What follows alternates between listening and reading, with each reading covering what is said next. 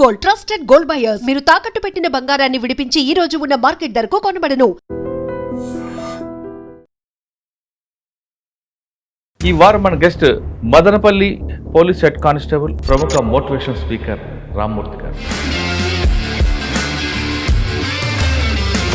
తండ్రికి కూతురు మీద ఎందుకు అభిమానం ఎక్కువ ఉంటుంది, తల్లికి కొడుకు మీద ఎందుకు ఉంటుంది, ఇటువంటి విషయాలు మీరు చాలా చెప్పారు. చాలా మందికి అది బాగా కనెక్ట్ అయింది. ఇంకా భార్యాభర్తల బంధం గట్టిగా ఉండాలంటే ఆ నమ్మకం మీద ఉండాలా, లేదా ఏం చేస్తే ఇంకా ఆ అనుబంధం గట్టిగా ఉంటుంది? నాడు నట్టింట్లో గుట్టుగా సంసారం, నేడు నెట్టింట్లో స్వైర విహారం. అంటే సంసారం అనేది గుట్టుగా ఉండాలని ఆ రోజు పెద్దలు చెప్పిన మాట. ఒకరి వెంట ఒకరు 7 అడుగులు నడిచి 6వ ప్రాణంగా 5వ తనాన్ని కూడగట్టుకొని 4 దిక్కుల సాక్షిగా 3 ముళ్ళ బంధంతో 2 జీవితాలను కలిపేది పెళ్లి సార్. భర్తగా నిన్ను భరించువాడే బ్రతుకు దీపం వెలిగిస్తాడు. రాను ఇప్పుడున్న పరిస్థితి ఇన్స్టెంట్ యుగం సార్. ఇన్స్టెంట్ అంటే తాత్కాలిక సుఖం చూస్తున్నారే తప్ప దురదృష్టకరం అనేది ఏంటంటే సార్, ఒక శాశ్వతమైన ఆనందాన్ని కోల్పోతున్నారు సార్.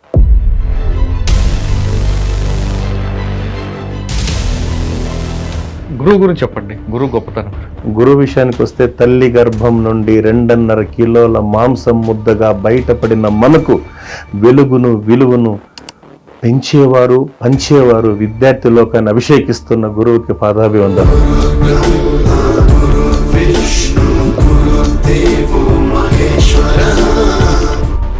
ఒక రోజు గురువు గారు వచ్చి ఆ చెట్టు కింద మెడిటేషన్ చేసుకొని పోతూ ఉంటే ఈ చెట్టు వచ్చి వెళ్తూ ఉంటే ఈ చెట్టు అనుకుంటుందంట, ఒక్క రోజన్నా ఈ కనీసం ఈ పెద్ద ఆయనకి ఇంత మంచి గాలి ఇస్తున్నా, వాతావరణం ఇస్తున్నా, ఒక్క రోజన్నా నీకు ఏం కావాలని అడగలేదే అని మనసులో అది బాధపడుతూ ఉండిందంట. అప్పుడు ఈయన చిరునవ్వుతో ఒకరోజు ఎదురుపడి అడుగుతాడు, ఏం కావాలి నీకు అంటాడు. ఆ చెట్టు చెప్పిందంట, సార్ నేను ఈ రాజ్యాన్ని ఏలాలనుకుంటున్నా గురువు గారు ఉండిందంట. గురువు గారు చిరునవ్వు నవ్వి తదాస్తు వెళ్ళిపోయాడు సార్.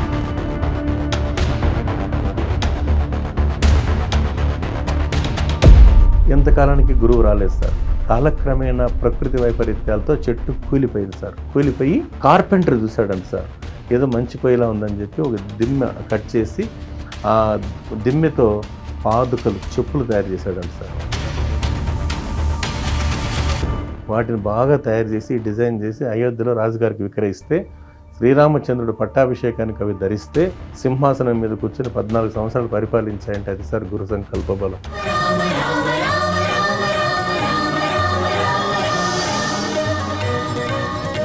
కానీ ఇప్పుడున్న తల్లిదండ్రులు మేము పడ్డ కష్టాలు మా పిల్లలకు పడకూడదు అని పెంచుతున్నారు. ఈ జనరేషన్లో ఉన్న ఈ సమస్యను ఎలా చేయాలి? మనకు చిన్నప్పుడు బిడ్డకు ఆకలి అయితే అమ్మ చందమామను చూపించి గోరు ముద్దలు తినిపించేది. ఇప్పుడు తల్లిదండ్రులకు అన్నం తినబెట్టడానికి చుక్కలు చూపిస్తున్నారు సార్. అదే కంటెంట్లో నేను కాలేజెస్కి వెళ్తే చెప్తుంటాను సార్, యువ జంటల ఆరాటం ముద్దు కోసం. పిల్లలు విజిల్ వేశారు సార్. నేనా డైలాగ్ ఇంకా ఫినిష్ కాలేదన్నాను సార్. వృద్ధ జంటల పోరాటం ముద్ద కోసం సార్.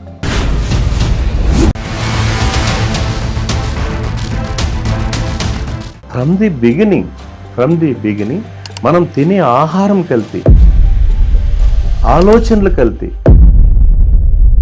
ఎక్కడ సార్ బాగుపడతాం?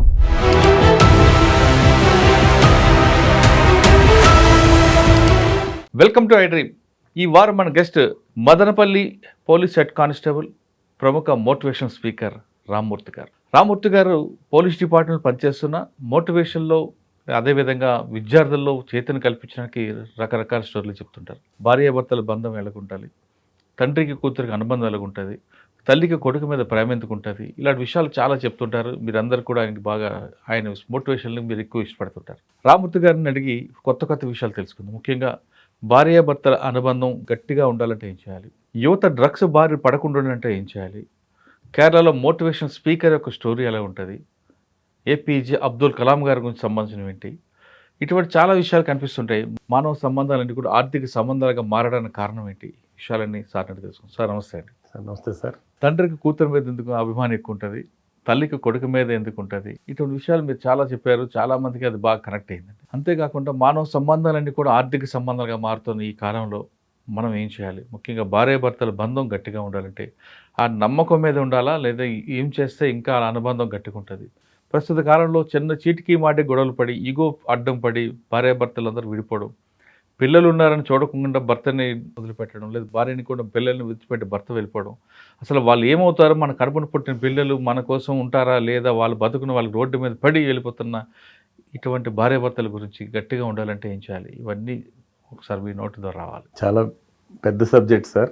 ఎందుకంటే మామూలుగా కొన్ని సందర్భాల్లో మాకు ఒక విశ్రాంతి ఎస్ఐ గారు హైదరాబాద్ సిటీలో ఉంటారు, శ్రీ పెద్దూరి వెంకటదాస్ గారు, ఆ తర్వాత శ్రీ కేఎల్ కామేశ్వరరావు గారు, ఇలాంటి పెద్దలు ఏం చెప్తుంటారంటే ఒక మాట చెప్పేవాళ్ళు సార్, నాడు నట్టింట్లో గుట్టుగా సంసారం, నేడు నెట్టింట్లో స్వైర విహారం. అంటే సంసారం అనేది గుట్టుగా ఉండాలని ఆ రోజు పెద్దలు చెప్పిన మాట. అందుకే ఒకరి వెంట ఒకరు 7 అడుగులు నడిచి 6వ ప్రాణంగా 5వ తనాన్ని కూడగట్టుకొని 4 దిక్కుల సాక్షిగా 3 ముళ్ళ బంధంతో 2 జీవితాలను కలిపేది పెళ్లి సార్. అటువంటి పవిత్రమైన బంధాలని పాతకాలంలో ఏం చేసేటోళ్ళు, ఒక భార్యాభర్తను కలపాలంటే అప్పట్లో 7 జతల చెప్పులు ఎరిగిపోయేవంట. రాను ఇప్పుడున్న పరిస్థితి ఇన్స్టెంట్ యుగం సార్. ఇన్స్టెంట్ అంటే తాత్కాలిక సుఖం చూస్తున్నారే తప్ప దురదృష్టకరం అనేది ఏంటంటే సార్, ఒక శాశ్వతమైన ఆనందాన్ని కోల్పోతున్నారు సార్. దీనికి సంబంధించి ఒక్క మాట మనం చెప్తుంటాం సార్. ఎందుకంటే ఒకరి వెంట మామూలుగా చెప్తే భార్యాభర్తలు అనేటువంటి విషయం అంటే ముఖ్యంగా చెప్పాలంటే ఈ సృష్టి తీర్చిదిద్దిన అద్భుతమైన కళాఖండం కుటుంబం సార్. మన భారత అంటే ప్రపంచ దేశంలోనే మన భారతీయ వ్యవస్థలో ముఖ్యంగా కుటుంబం యొక్క విలువ ఉంది కాబట్టి తరాల కొద్దీ కూడా ఏ చిన్న కష్టం వచ్చినా నేనున్నానంటూ ఒక భరోసా ఇచ్చేది ఫ్యామిలీ ఫస్ట్ సార్. ఒకప్పుడు ఉమ్మడి కుటుంబం కాబట్టి మీరు చెప్తున్నట్లుగా ఒక సమస్య వస్తే కూర్చోవడం, ఇంటి పెద్ద ఆయనకి గౌరవం ఇవ్వడం, ఆయన చెప్పిందే వేదంలాగా మనం ప్రవర్తించేవారు కాబట్టి ఈరోజు ఆ వ్యవస్థ కంటిన్యూ అయింది. కానీ ఇప్పుడంతా ఉమ్మడి కుటుంబం అయి చిన్నవన్నీ పూర్తిగా రద్దయిపోయి ఇండిపెండెంట్ ఫ్యామిలీస్ అయిపోయాయి. ఇదంతా మీరు ఇందాక చెప్తున్నట్లుగా నెట్లోని ఫ్యామిలీస్ ఇవన్నీ. ఇంట్లోనే ఉంటారు భార్యాభర్తలు, వాట్సాప్లో చాటింగ్ చేసుకుంటారు. పిల్లలు ఏడుస్తుంటే ఒకప్పుడు చందమామ కథలు చెప్పు అన్నం పెట్టేవారు, ఇప్పుడు సెల్ ఫోన్ చేతికి ఇస్తున్నారు. సెల్ ఫోన్లో చిన్నపిల్లడే చూస్తుంటే ఇది ఆనందపడుతున్నారు, ఇది రాకెట్ ఎక్కినట్లుగా. ఈ తరుణంలో మనం ఎలా దీన్ని అర్థం చేసుకోవాలి, వాళ్ళకి ఎలా చెప్తుంటారు? ఒక చిన్న ఎగ్జాంపుల్ సార్, మనం చుట్టుపక్కల గమనిస్తాం సార్, ఎన్ని కష్టాలు వచ్చినా చివరి వరకు నిలబడే బంధాలు ఉంటాయి సార్.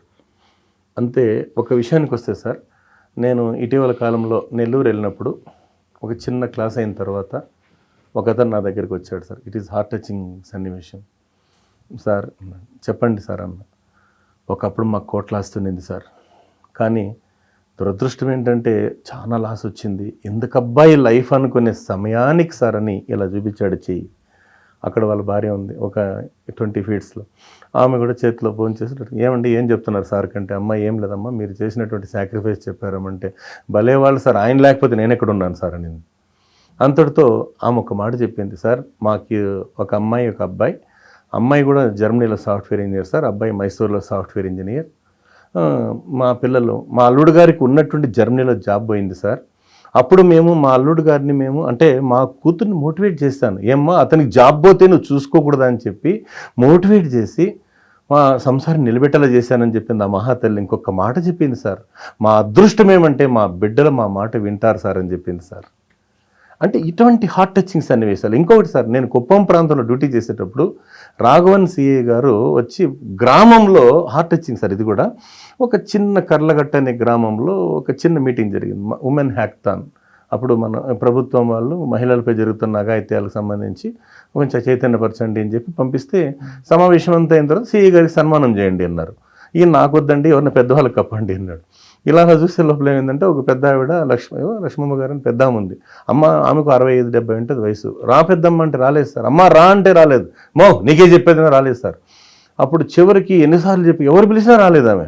ఇలా పల్లెటూరు మామూలుగా సార్, నైట్ టైం ఇలా మంచు పడుతుంది, ఇలా చూసిందనమాట. చూస్తే పక్కన వాళ్ళు భర్త ఉన్నాడు సార్. ఆయన వైపు ఇలా చూడంగానే పెద్ద ఆయన ఏమన్నాడంటే ఇలా అన్నాడు సార్. అప్పుడు లేసి వచ్చి కూర్చునింది ఆవిడ.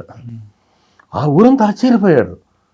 అంటే విషయం ఏమంటే సార్, అప్పుడు గ్రామ పెద్ద చెప్పాడు సార్, వీళ్ళకి వివాహమై 40 సంవత్సరాలు అయింది సార్, ఏ రోజు కూడా కానీ 40-50 సంవత్సరాల్లో వీళ్ళు గొడవ పడినట్లు మేము చూడలేదంటే, ఆ రోజు వాళ్ళ చదువు అంతంత మాత్రం చదువులే, కానీ అప్పుడున్నటువంటి ఏంటంటే సార్, వాళ్ళు ఎంత కష్టపడితే రెక్కాడితే గాడని దొక్కాడని జీవితాలు కూడా 5 మంది 10 మంది బిడ్డల్ని ఓపికగా పెంచి చేసినటువంటి ఆ తరానికి మనం నిజంగా చేతులెత్తి మొక్కాలి సార్.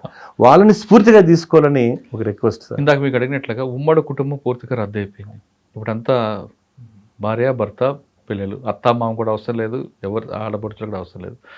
ఈ తరంలో ఇటువంటి పరిస్థితుల్లో మనం ఎలా ఈ సమస్య పరిష్కారం దొరుకుతుంది? సమయం అనేది చాలా వరకు వస్తుంది సార్. ఎందుకంటే సార్, జీవన విధానాలు మెరుగైన, అంటే స్పీడ్ యుగం సార్.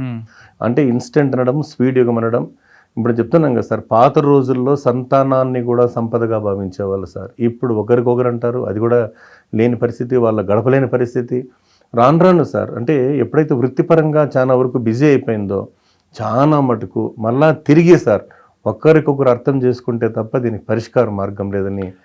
ఇప్పుడంతా యుగో కదండి, ఆ యుగో అనేది ఇప్పుడు ego means everything goes sir.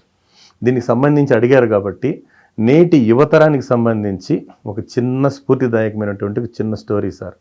అంటే ఒక కొండ చిలువ సార్, అంటే ఆ కొండ చిలువ పెద్దది, అది ఏం చేసిందంటే సార్, మామూలంగా దాని ఆహారం కోసం మేకనో కుక్కనో ఏదంటే మింగుతుంది.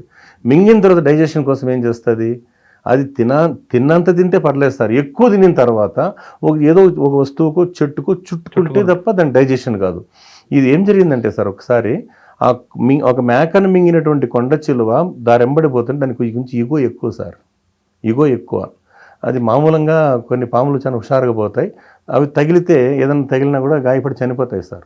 కానీ హుషారుగా పోతుంటే ఇది కొంచెం ఈగో ఎక్కువ దీనికి. ఆ పోయినప్పుడు కొంచెం టచ్ అయ్యింది సార్, అంటే నన్నే టచ్ చేస్తావా అని చెప్పి నేను అన్నట్టుగా అహం చూపించి ఏం చేసిందంటే ఆ వస్తువుని చుట్టుకున్నప్పుడు కొంచెం బ్లడ్ వచ్చింది సార్. బ్లడ్ వస్తే మళ్ళీ టైట్ చేసి ఆ బ్లడ్ చూడంగానే నా రక్తాన్ని చూసేంత ధైర్యం నీకుందా అని చెప్పి ఊపిరి బిగబట్టి గట్టిగా బిగిస్తే అది ముక్కలు అయిపోయింది సార్. తీరా చూస్తే ఆ కొండ చిలువ చుట్టుకునింది వచ్చి రంపాన్ని సార్, పదునైన రంపాన్ని, ముక్కలైంది. అదే గనక దాన్ని మన విద్యార్థులకో ఎవరికో కూడా చెప్పాల్సిన ప్రజెంట్ ధర్మం అడిక్షన్స్ సార్. అంటే రంపం లాంటివి అడిక్షన్స్. అదే చెట్టును చుట్టుకుంటే తల్లిదండ్రులు చెట్టులు అంటోళ్ళు, చెట్టును నమ్ముకుంటే కింద పడేదానికి దెబ్బలు తగిలే అవకాశం లేదు కదా సార్. కాబట్టి పరిస్థితి ఎలా ఉందంటే తల్లిదండ్రుల మాట వింటే కొంత రక్షణ ఉంటుంది. ఈ అడిక్షన్స్, అది మొబైల్ ఉండొచ్చు, డ్రగ్ ఉండొచ్చు, ఏదైనా ఉండొచ్చు, ఈ అడిక్షన్స్ వల్ల సర్వనాశనం. అదే క్రమంలో ఒక సివిల్స్ కని నగరానికి వస్తాడు ఒక అబ్బాయి పల్లెటూరు నుంచి. తను చదువుకున్న నేపథ్యంలో ఒకరోజు తను బైక్ కొనిచ్చింటారు పేరెంట్స్. అడ్డదారులు అంటే బైక్లో అతను అలా సాయంత్రం పూట వెళ్తూ ఉంటే ఒక 5-6 మంది యువత ఒక పెద్ద డీజే శబ్దంతో వాళ్ళు ఏం చేస్తారంటే పెద్దగా శబ్దం చేసుకొని హార్న్లు కొట్టుకుంటూ పోతూ తన బండి ఓవర్టేక్ చేస్తూ ముందున్నటువంటి ఒక పెద్ద ఆయన వెళ్తుంటాడు సార్. ఆ పెద్ద ఆయన పాప వృద్ధుడిని వీళ్ళు హార్న్ కొట్టిన దెబ్బకు శబ్దాల దెబ్బకు కింద పడిపోతాడు. ఇతను వెంటనే స్పందించి, వెనకాల ఉంటాడు కాబట్టి స్పందించి కూర్చోబెట్టి ఇతనికి ఇంజరీస్ ఏమి లేవు సరే కొంచెం సందాయిస్తాడు. కానీ మనవాడికి ఆవేశం ఎక్కువవుతుంది, వీళ్ళకి బుద్ధి ఉందా, వీళ్ళకి బుద్ధి చెప్తానని చెప్పి అదే వేగంతో బైక్ తీసుకుని వెనకాల చేజ్ చేస్తాడు సార్. చేజ్ చేసే క్రమంలో అతను డ్రైవర్ని 2 దెబ్బలు కొట్టడంతో అక్కడ ఉన్నటువంటి యూత్ చుట్టుముట్టి ఇతన్ని కొడతారు. కొట్టినప్పుడు ఏమైంది, ఇతనికి హెడ్ ఇంజరీస్, మెమరీ లాస్ అయింది సార్. అంటే దీని అర్థం ఏమంటే సార్, మామూలంగా చెప్పాల్సింది ఏమంటే మనం ఏదైతే ఒక లక్ష్యాన్ని ఒక గోల్ పెట్టుకుంటామో దాని ప్రకారం ఆలోచించాలి, కానీ అతిగా ఆలోచిస్తే ఎవరికైనా ఇబ్బందులు తప్పవు. ప్రస్తుత తరుణంలో కొంతమంది యువత చేస్తున్న పని ఇదే సార్. తన యొక్క గోల్ సెట్టింగ్, తల్లిదండ్రులు ఎన్నో ఆశలు పెట్టుకుంటారు, ఇతనికి ప్రతి ఒక్కరి జీవితం విలువైందే సార్. ఆ విలువైన క్రమంలో జరుగుతున్న అనర్థాలు ఇలా ఉన్నాయని చెప్పేసి ఒక చిన్న అభిప్రాయం సార్. యూత్ గురించి మాట్లాడారు కాబట్టి ఇప్పుడు ఎంత యూత్ డ్రగ్స్ మీద మీరు ఏమైనా సార్, గతంలో మనకు కాకినాడ సీతారామరాజు గారు రాసిన రైతు కవిత మీ ద్వారా ప్రపంచానికి తెలిసింది. అదే దీంతో నేను సార్ని అడిగాను, ఆయన డ్రగ్స్ గురించి అంటే ఆ బరువెక్కిన గుండెతో ఒక కవిత రాశాడు సార్. ఆ కవిత ఏంటంటే కన్నీటి కవిత. వెన్నెల కురిసే గోరి మీద, నీ నాలుక మీద నుండి గొంతులోనికి జారుతున్న రక్తాన్ని ఒక్కసారి గమనించు. మృత్యుదీవి తీరం నుండి ఎవడో నీ మరణ రహస్యాన్ని చదువుతున్నాడు. నీ మెడను నరుక్కోవడానికి ఖరీదైన మత్తుని కొనుక్కుంటున్నావు. శ్వాసల నిండా ముళ్ళు గుచ్చుకున్న బాధ, ఊపిరితిత్తుల కింద మరణపు వాసన. వెన్నెల కురిసే గోరీ మీద సీతాకోకలా వాలిపోతావు. లోపల నిలువెత్తు రక్త గాయాల శరీరంతో కూలిపోతావు. నీ కుటుంబం కన్నీటి చారికల మధ్య పలకరింపు తప్పుకుపోతుంది. వేలాది కలల్ని రోడ్డు మీదే వదిలేసిపోతావు. నీ యొక్క గుర్తుంటుందా నీ అంతిమ యాత్ర? ఒక్కొక్కడు బరువుగా నిశ్శబ్దంగా నీ మృతదేహాన్ని మోస్తాడు. పబ్ అంటూ, క్లబ్ అంటూ, మందంటూ, విందంటూ, పొందంటూ తిరిగినంత కాలం నీ జీవిత అధ్యయనాన్ని తన చేతుల్లో పెట్టుకొని చివరి పంక్తులు చదువుతుందని నీకు తెలియదు. ఏ అర్ధరాత్రి మత్తులో కారులో మితిమీరిన వేగంతో ఏ మెట్రో రాతి స్తంభానికో, బ్రిడ్జి రైలింగుకో, ఎదురుగా వస్తున్న వాహనానికో ఢీకొన్నాక గాని మత్తు మరణదూత. యువత తస్మాత్ జాగ్రత్త. సార్, యువత గురించి మాట్లాడే ఇంత మనం ఫస్ట్లో మాట్లాడుకున్నాం, భార్యాభర్తల అనుబంధం. దాన్ని ఇప్పుడున్న పరిస్థితుల్లో ఆ బంధం అంటే గతంలో లాగా మనం కంపేర్ చేయలేం. ఇప్పుడున్న జనరేషన్ వేరు, ఎంత ఇన్స్టెంట్ కావాలి. ఇన్స్టెంట్ దీంట్లో కూడా ఉమ్మడి కుటుంబం లేకపోయినా ఆ బంధం గట్టిగా ఉండాలి. ఆ బంధం యొక్క విలువ తెలియాలంటే ఏం చేయాలండి? సార్, ఇప్పుడు నేను చాలా మటుకు గమనిస్తుంటే కొన్ని కుటుంబాలు వెంటనే తొందరపడి, అంటే వివాహం చేసుకున్న తర్వాత ఒకరినొకరు అర్థం చేసుకోలేని పరిస్థితుల వల్ల సార్, ఎవరి జీవితం వాళ్ళ విలువైంది. అటు అబ్బాయి కావచ్చు, అటు అమ్మాయి కావచ్చు సార్, కొంతకాలమైనా ఓపిక్గా ఉండాలి సార్. ఎందుకంటే ఎక్కడ చూసినా అదే మనం అనుకోవచ్చు కానీ సార్, ఫన్నీగా చెప్తే ఎంత చెట్టుకు అంత గాలి ఉంటుంది. ఎవరు చూసినా ఎక్కడైనా బాధలేదు సార్. దానికి సరదాగా ఒక చిన్న కొటేషన్ ఉంది సార్. కింద పోర్షన్లో న్యూ కపుల్స్ సార్, వాళ్ళు ఎప్పుడు ఫైటింగ్. పై పోర్షన్లో ఓల్డ్ కపుల్స్, వాళ్ళు ఎప్పుడు మీటింగ్ సార్. సరే, ఒకరోజు మిద్దెపైకి వెళ్తాడు మనోడు. పెద్దయినా మాకు ఆ రహస్యం మీరు ఏదైనా చెప్పొచ్చు కదా అంటే, ఏమి లేదన్నా ప్రతి ఇంట్లో ఉండేదే, నీ భార్య కన్నా నా భార్య కోపం ఎక్కువ అంటాడు. మరి ఇది ఎందుకు నవ్వుతారు? నువ్వు నవ్వకపోతే అవును అవుతుంది, అవును నవ్వకపోతే నువ్వు నవ్వుతావు అంటాడు. ఏమీ లేదు, మా ముసలిదానికి కోపం ఎక్కువ. ఆవిడికి కన్నా కోపం వచ్చింది అనుకో, చేతిలో గరిటి కానీ పప్పు గుత్తి కానీ ఏది దొరికితే అంత ఇసిరిసిరి కొడుతుంది. తగిలిందంటే మా ముసలి నవ్వుతాను, తగలకపోతే నేను నవ్వుతాను నేను అన్నాడంట. అంటే ప్రతి సంసారంలో ప్రతి ఒక్క దాంతోనూ బాధలు ఉండేది సార్. కానీ కొంత ఈగోలు పక్కన పెట్టి, దానికోసం మళ్ళీ చెప్తాం సార్. అంటే పెద్దవాళ్ళు చెప్పిన కథని నేటి యువతరానికి మీ ద్వారా ఒక చిన్న స్టోరీ సార్. మాకు ఆఫీసర్ చెప్పిందే అది. ఏదో బయట ఊరికి వెళ్ళి ఫంక్షన్కి వెళ్ళి 5 లడ్లు తెచ్చిపెట్టాడు భర్త. 5 లడ్లు తెచ్చిపెట్టిన తర్వాత ఏమంటది, ఏం 5 లడ్లు తెచ్చావని అడిగితే, నేను మగాణ్ణి, నేను 3 తీసుకుంటా, నువ్వు ఆడదానివి కదా, నువ్వు 2 తీసుకో అన్నాడు. ఈమె లేదు నాన్న, నేను కూడా హోమ్ మినిస్టర్నే, నాకు 3 నువ్వు 2 తీసుకో, నేనేం తక్కువ అంటుంది. ఇద్దరు ఊరుకూరు ఆర్గ్యూ చేసుకుంటారు సార్. చేసుకున్న తర్వాత ఏమైందంటే ఆవిడ కండిషన్ పెడుతుంది. ఎవరు ఫస్ట్ మాట్లాడితే 2, వెనకాల మాట్లాడితే 3 అన్నారు సార్. డోర్ లాక్ చేసుకొని కూర్చున్నారు. 1 రోజు అయింది, 2 రోజులు అయింది, వారం అయింది, లడ్లైంది, స్మాష్ పోయినాయి. అవి కూడా వీళ్ళు కూడా అన్కాన్షియస్ డోర్లు బద్దలు కొట్టి శ్మశానం తీసుకుపోయినారు సార్. అప్పుడు ఇంత టెక్నాలజీ లేదు కాబట్టి చితికి నిప్పు పెడితే ఆయనకు చిన్న గోసిపాత ఉంటుంది, ఈమె 16 మూర చీర కదా సార్. వెంటనే ఈయన అంటుకున్నాక అబ్బబ్బా కాలిపోయి అంటాడు. ఆవిడ లేసి చూసావా, నీకు 2 నాకు 3 అయిందంట సార్. అంటే చివరి వరకు ఎవరు మిగలరు సార్. కాబట్టి ఒక్కరికొకరు సార్ కొంచెం, ఎందుకంటే చిన్న బిడ్డలు ఉన్నారు కదా సార్, ఒక 6 నెలలు సంవత్సరం బిడ్డలు పెరగడాలు, అసలు వాళ్ళ గురించి ఆలోచించట్లేదండి. అదే కదా సార్ దురదృష్టకరం. పెద్దవాళ్ళ మాట వినరు మామూలంగా సార్. ఏదో చెప్పారు కదా సార్, తొందరగా ప్రేమించుకోవడం, తొందరగా పెళ్లి చేసుకోవడం, తీరిగ్గా పడటం, ఇది చాలా బాధాకరం సార్. తొందరగా ప్రేమించకుండా తొందరగా పెళ్లి చేసుకుని తొందరగా విడాకులు కూడా. అంటే దీనివల్ల ఏమైందంటే సార్, మనం మా వాస్తవాన్ని గతాన్ని పోలిస్తే సార్, అమ్మమ్మలు నాన్నమ్మల కాలం నుంచి తీసుకుంటే వాళ్ళు కూలి పని చేసి పెద్ద చేయలేదు సార్. వాళ్ళ పిల్లలు ఉంటారు. విడాకులు తీసుకోవడం చాలా సింపుల్గా, ఏదో స్కూటరో ఏదో వస్తువు కొనుక్కున్నా మనం నచ్చలేదు అమ్మేద్దాం అన్న దీంట్లో ఉన్నారు తప్ప ఇది ఒక బంధం అని గుర్తించట్లేదు ఉన్న కొంతమంది. అటువంటి వాళ్ళకి మీరు ఇచ్చే మెసేజ్, మనకి పిల్లలు ఉంటారు, వాళ్ళ సంగతి ఆలోచించకుండా, అంటే సింగిల్ పేరెంట్స్కి ఎక్కువగా ప్రయారిటీ ఇస్తున్నారు ఇప్పుడు. అది దానివల్ల అనర్థాలు ఎక్కువైతాయి సార్. ఎందుకంటే కుటుంబ రక్షణలో బిడ్డల పెంపకం అంత ఈజీ కాదు సార్. ఇద్దరు భార్యాభర్త ఇద్దరు ఉంటే తప్ప లేని పరిస్థితుల్లో పెరిగే పిల్లలు కూడా క్రైమ్ నేచర్కి అలవాటు పడతారు సార్. ఎందుకంటే పర్యవేక్షణ ఉండదు కదా సార్. కాబట్టి ఒక దురదృష్టకరమైనటువంటి సంఘటన సార్ ఇది. తండ్రికి కూతురు బంధం గురించి చాలాసార్లు చెప్పారు, మరి ఒకసారి రిపీట్ చేస్తూ, కూతుర్ని మనకి ఇష్టంలాగా పెంచాలా, ఆమె ఇష్టంలాగా మనం పెంచాలా? ఇది డిఫికల్ట్ క్వశ్చనే సార్. ఎందుకంటే ఈ తరంలో వెలకట్టలేని బంధం మామూలుగా సార్. కూతురు అనే విషయానికి వస్తే, అంటే మామూలుగా కూతురు తల్లిదండ్రుల్ని గుండెల్లో పెట్టుకొని పూజించుకుంటుంది పుట్టినింట అంటే గుండెల్లో పెట్టుకొని పూజించుకుంటుంది పుట్టినింట.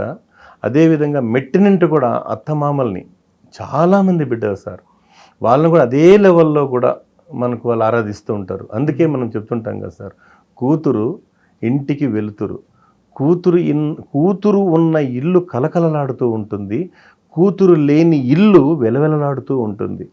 అందుకే ఒక అద్భుతమైన వాక్యం ఏమంటే, లేక లేక ఆ ఇంట్లో తల్లిదండ్రులకు కలిగింది ఒక్క బేటి, అందువల్ల అయింది ఆ ఇల్లు బ్యూటీ, ఆడబిడ్డ తండ్రి లోకాన ఘన పాటి అని గతంలో చెప్పింది సార్.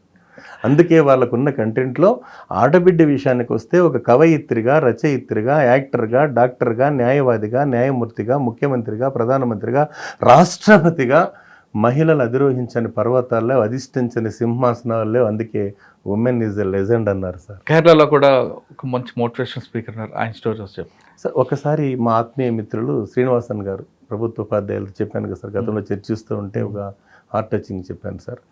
ఒక నిరాశ్రయులు అంటారు సార్, నిరాదరణ కోరిన బిడ్డలు, వాళ్ళందరూ కూడా అంటే గతంలో మనకు ఆర్ఫన్ అనే విషయం ప్రభుత్వం తీసేసింది సార్, ఆ వర్డ్ లేదు ఇప్పుడు. ఇలాంటి అంటే ఒంటరి బిడ్డలు వీళ్ళందరూ ఎక్కువ మంది సార్, నిరాదరణకు గురైనటువంటి నిరాశ్రయులైనటువంటి పిల్లలు ఎక్కువగా ఉన్నటువంటి ఒక పాఠశాల, అరౌండ్ 500-600 మంది సార్, అది పెద్ద స్కూల్. ఆ స్కూల్కి సంబంధించి ఒక మోటివేషనల్ స్పీకర్కి ఒక అతను మెసేజ్ పెడతాడంట, మీరు మా స్కూల్కి రావాలండి అంటే, ఈయన షెడ్యూల్ లేదండి, నాకు కుదరదు, నేను బిజీ అంటాడు. మళ్ళీ మెసేజ్ పెడతారు, మళ్ళీ బిజీ అండి అంటుంటాడు. ఒకానొక సందర్భంలో వెంటనే ఏం జరిగిందంటే సార్, అతను ఆ మాట అంటూ ఉంటే సరే ఒకసారి ఒప్పుకుంటాడు. ఇతన్ని పదే చెప్తుంటే ఆ రోజు ఆ స్కూల్కి వెళ్తాడు, వెళ్ళిన వెంటనే బాగా రిసీవ్ చేసుకుంటారు, స్పీచ్ ఇస్తాడు, సక్సెస్ అయింది. ఆ స్పీచ్ అంతా అయిన తర్వాత సార్ రిటర్న్ వస్తుంటే, అంటే మామూలుగా అతను సెండ్ ఆఫ్ ఇచ్చే టయానికి ఈయన అడుగుతాడు, అవునండి నన్ను ఆహ్వానించినటువంటి జాన్ అనే వ్యక్తి ఎవరు ఉంటాడు. వీళ్ళు ఒకరు చూసుకుంటారు సార్. చెప్పండి, ఈయన మనసులో ఏమని ఈగో అట్ అవుతుంది, చూడు నన్ను అన్నిసార్లు రమ్మని పిలిచాడు కదా, కానీ ఒక్కసారన్నా రెస్పాండ్ అవ్వాలి కదా ఈయన అని మనసులో బాధపడతాడు సార్. కొంచెం మనసులో కూడా ఈగో ఉంటుంది, చూడండి నేనంటే అన్నిసార్లు రమ్మని ఇప్పుడు పలకరించాలి కదా ఆయన అని ఎక్కడని అడిగితే మనసులోనే ఉంటుంది స్పీకర్కి. అప్పుడు వీళ్ళు ఏమంటారు, లేదు సార్ అతను హాస్పిటల్ ఐసీయూలో ఉన్నాడు అంటారు sir, is a cancer patient అంటే.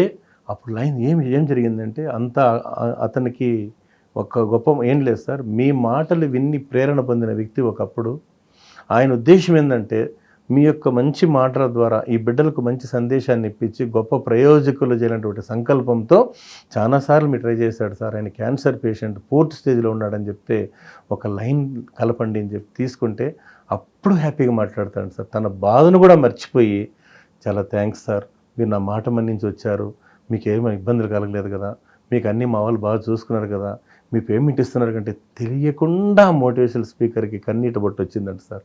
ఏదో కారణం చేత భగవంతుడు నన్ను ఇక్కడ పంపించాడని చెప్తే, అందుకే కదా సార్ ఈ జాయింట్ ఫ్యామిలీ స్ప్రెడ్ అవ్వడం, ఈ విపరీతమైన స్ట్రెస్తో ఉన్న వాళ్ళకి ఎంతోమంది కొంతమంది గొప్ప వ్యక్తులు మోటివేషనల్ స్పీకర్స్గా ఆ మాటలతోనన్నా కొంచెం ధైర్యం ఇస్తున్నందుకు నిజంగా వారికి మనస్ఫూర్తిగా ధన్యవాదాలు సార్. ఈ రకంగానే ఓకే సార్. ఇక చాలామంది ఎక్కువగా ఇష్టపడే ఏపీజే అబ్దుల్ కలాం గురించి, ఆయన గురించి సార్. అబ్దుల్ కలాం గారి గురించి ఎంత చెప్పినా తక్కువే సార్. అతి నిరుపేద కుటుంబంలో పుట్టి అంచెలంచెలుగా అంచనా వేయలేనంత ఎదిగిన అంచనా వేయలేనంత స్థాయికి ఎదిగిన గొప్ప మహనీయుడు డాక్టర్ ఏపీజే అబ్దుల్ కలాం గారు. ఆయన ఒకసారి సముద్ర తీరంలో వాళ్ళ గురువు గారితో పాటు విహరిస్తూ ఉంటే అక్కడ పక్షులు సార్ శరవేగంగా సముద్రంలో దూరి పక్షులు క్యాచ్ చేసి తీసుకెళ్తున్న దృశ్యాన్ని అబ్దుల్ కలాం గారు చూసిన తర్వాత ఆయన మనసులో ఒక సంకల్పం ఏర్పడింది. ఏమంటే మన భారతదేశానికి మనం మిసైల్స్ అందించాలి. అందుకే కదా sir missile man of India. అంతకుముందు శత్రు దేశాలు మనల్ని కవ్వింపజేసావు సార్. ఎప్పుడైతే అణుశాస్త్ర పితామహుడు డాక్టర్ ఏపీజే అబ్దుల్ కలాం గారి యొక్క మిసైల్స్ వాటిని తయారు చేసిన తర్వాత మన భారతదేశం వైపు కన్నెత్తి చూడడానికి కూడా భయపడ్డాయి సార్ శత్రు దేశాలు. అందుకే శ్రీహరికోట అంతరిక్ష కేంద్రంలో డాక్టర్ ఏపీజే అబ్దుల్ కలాం గారి యొక్క సాంకేతిక పరిజ్ఞానం తాను రూపొందించినటువంటి ప్రణాళిక ద్వారా కొన్ని రాకెట్లను అంతరిక్షంలోకి పంపినందుకు భారతదేశానికి వచ్చిన ఆదాయం 1,00,000 కోట్లు సార్ అప్పట్లో. దాని ద్వారా మన భారతదేశానికి వచ్చిన పేరు ప్రఖ్యాతులు లక్షలాది కోట్లు అన్నారు. ఒక్కసారి సార్ తుంబా రాకెట్ రీసెర్చ్ సెంటర్లో ఒక్కొక్క సైంటిస్ట్ రోజుకి 16 గంటల నుంచి 18 గంటలు పనిచేస్తారు సార్. అక్కడ వాల్ క్లాక్స్ ఉండవు, సెల్ ఫోన్లు ఉండవు సార్. ఒకానొక సందర్భంలో ఏమైందంటే ఒక సైంటిస్ట్ వాళ్ళ బాస్ దగ్గరికి వస్తాడు. సార్ నేను మామూలుగా 8:30 PM గంటలకు వెళ్తాను, ఈరోజు నేను 5 గంటల 30 నిమిషాలకే వెళ్ళాలి అనిన తర్వాత సార్ సరే వెళ్ళండి అంటాడు. ఈయన ఎందుకంటే బిడ్డల్ని ఎగ్జిబిషన్ తీసుకెళ్తాను సార్ అంటే ఓకే గో హ్యాడ్ అన్నాడు.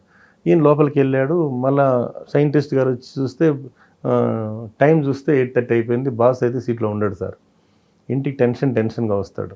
వచ్చిన తర్వాత వాళ్ళ భార్యని అడుగుతాడు, ఈమె ఏంటి తాగుతావా అని. అంటే అవును ఇక్కడ చూసిన పిల్లలు ఎక్కడ అంటారు. నీకు ఈ విషయం తెలియదా అంటుంది. ఏమేంటే మీ బాస్ 5:15 5 గంటల 15 నిమిషాలకి ఇంటికి వచ్చి మన బిడ్డల్ని ఎగ్జిబిషన్ తీసుకెళ్ళాడండి అన్నారు. ఆ బాస్ ఎవరోగా sir, the great Abdul Kalam గారు.